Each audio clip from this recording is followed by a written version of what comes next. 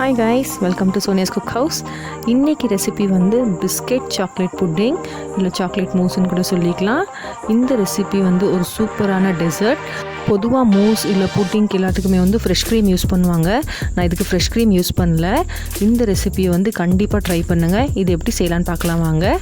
இதுக்கு நான் ஒரு 50 கிராம்ஸ் வந்து சாக்லேட் எடுத்திருக்கேன். என்கிட்ட வீட்டில் சாக்லேட் பார் இருந்துச்சு, அதனால் நான் சாக்லேட் பார் யூஸ் பண்ணுறேன். இல்லை நீங்கள் வேறு டெய்ரி மில்க் இல்லை எந்த பிராண்ட் சாக்லேட் கூட யூஸ் பண்ணிக்கலாம். இதை வந்து நான் ஒரு சின்ன சின்ன பீஸாக போட்டு ஒரு பவுலில் எடுத்திருக்கேன். இது மேலே நல்லா கொதித்த பாலை வந்து சேர்த்துக்கோங்க. கொதித்த பால் சேர்த்தா தான் வந்து சாக்லேட் வந்து உடனே மெல்ட் ஆகும். அதனால் வந்து கொதித்த பால் சேர்த்துருக்கேன். இது வந்து ஒரு 1/4 கப் போட்டிருப்பேன் நான். இது போட்டு நல்லா மிக்ஸ் பண்ணிகிட்டே இருங்க. அப்போ தான் வந்து சாக்லேட் கம்ப்ளீட்டாக மெல்ட் ஆகும், லம்ஸ் விழாது. சப்போஸ் உங்கள்கிட்ட சாக்லேட் இல்லை அப்படின்னா நீங்கள் வந்து கோகோ பவுடர் கூட யூஸ் பண்ணிக்கலாம். கோகோ பவுடர் வந்து ஒரு 2 டீஸ்பூன் போட்டுக்கோங்க. சாக்லேட் நல்லா மெல்ட் ஆகிட்டு இது வந்து சாக்லேட் சாஸ் நமக்கு ரெடி ஆகிடுச்சு. இனிமேல் இதை மூஸ் ஃபார்மில் நம்ம கன்வெர்ட் பண்ணுறதுக்கு இதுக்கு வந்து ஒரு 2 டீஸ்பூன் வந்து நம்ம கார்ன்ஃப்ளவர் சேர்த்துக்க போகிறோம். கார்ன்ஃப்ளவர் இருந்தால் தான் வந்து மூஸ் கன்சிஸ்டன்சிக்கு இது வந்து வரும். அதனால் 2 டீஸ்பூன் வந்து கார்ன்ஃப்ளவர்.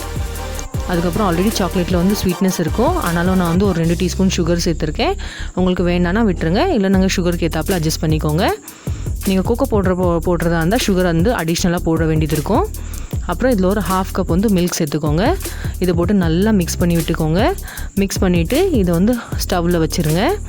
ஸ்டவ்வில் வச்சு இது வந்து நல்லா லோ ஃப்ளேமில் இதை வந்து கொதிக்க விடுங்க. இது நல்லா கிளறி விட்டுட்டே இருங்க. அப்போ தான் வந்து லம்ஸ் விழாது. நான் விஸ்க் யூஸ் பண்ணியிருக்கேன். இதை நல்லா பீட் பண்ணிக்கிட்டே இருங்க. இது நல்லா திக்காகும். ஒரு 2 மினிட்ஸ் ஆகும் இது வந்து குக் ஆகுறதுக்கு. இது 2 மினிட்ஸ் ஆனதுக்கப்புறம் இந்த மூஸ் கன்சிஸ்டன்சிக்கு வந்துடும், நல்லா திக்காயிரும். இதுக்கப்புறம் இது வந்து ஸ்டவ் ஆஃப் பண்ணிவிட்டு இதை தனியாக ஆற விட்டுருங்க. இது கூல் ஆகட்டும். நம்மளோட சாக்லேட் மூஸ் ரெடி ஆகிடுச்சு.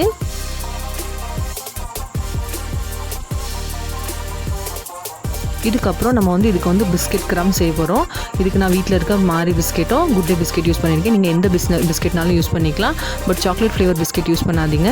நமக்கு வந்து லேயர்ஸ் கரெக்டாக தெரியணும். அதனால இது வந்து ஃபைன் பவுடரை அரைச்சி எடுத்துக்கோங்க. அதில் ஒரு 2 டீஸ்பூன் வந்து பட்டர் சேர்த்துக்கோங்க. பட்டர் வந்து மெல்டட் ஃபார்மேட்லேயே சேர்த்துக்கலாம், இல்லை அப்படி கூட சேர்த்துக்கலாம். இதை போட்டு நல்லா மிக்ஸ் பண்ணுங்கள். பட்டர் போடுறனால வந்து பிஸ்கெட்டில் ஒரு நல்ல டேஸ்ட் வரும். அதனால தான் நம்ம பட்டர் சேர்க்குறோம். இதை போட்டு நல்லா மிக்ஸ் பண்ணுங்கள். பட்டர் வந்து ஹோல் பிஸ்கெட்டில் வந்து நல்லா அப்ளை ஆகிற மாதிரிக்கு நல்லா மிக்ஸ் பண்ணிகிட்டே இருங்க. நம்மளோட பிஸ்கெட் க்ரம் ரெடி ஆகிடுச்சு. நம்ம சாக்லேட் மூஸும் ரெடி ஆகிடுச்சு. இப்போ நம்ம வந்து இதை அசம்பிள் பண்ணிக்கலாம். நான் அசம்பிள் பண்ணுறதுக்கு 2 வந்து கண்ணாடி கிளாஸ் யூஸ் பண்ணியிருக்கேன். நீங்கள் ஷார்ட் கிளாஸ் கூட யூஸ் பண்ணிக்கலாம். என்கிட்ட வந்து பெரிய கிளாஸ் தான் இருந்துச்சு, அதனால் லாங் கிளாஸ் யூஸ் பண்ணுறேன். இப்போ வந்து 2 கிளாஸ் எடுத்திருக்கேன். இதில் வந்து 1 ஸ்பூன் வந்து பிஸ்கெட் க்ரம் சேர்த்துக்கோங்க. பிஸ்கெட் க்ரம் போட்டுட்டு இதை வந்து ஏதாவது ஒரு கரண்டி வச்சு லைட்டாக ப்ரெஸ் பண்ணி விடுங்க. அப்போ தான் வந்து கீழே வந்து அது நல்லா செட் ஆகும். லைட்டாக அமுக்கி விடுங்க. நீங்கள் அதே கரண்டி கூட யூஸ் பண்ணிக்கலாம். லைட்டாக ப்ரெஸ் பண்ணி விட்டுக்கோங்க. 2 கிளாஸ்லேயும் பிஸ்கெட் க்ரம் போட்டு நான் வந்து நல்லா செட் பண்ணி விட்டுட்டேன். பிஸ்கெட் க்ரம் ரெடி ஆகிடுச்சு. இது ஒரு லேயர். இதுக்கு மேலே நம்ம பண்ண சாக்லேட் மூஸ் லேயர் வந்து ஒரு 2 டீஸ்பூன் போட்டுக்கோங்க. நீங்கள் ஷார்ட் கிளாஸ் யூஸ் பண்ணுறதா இருந்தால் ஒரு லேயர் பிஸ்கெட் க்ரம், ஒரு லேயர் சாக்லேட் மூஸ் போட்டால் போதும்.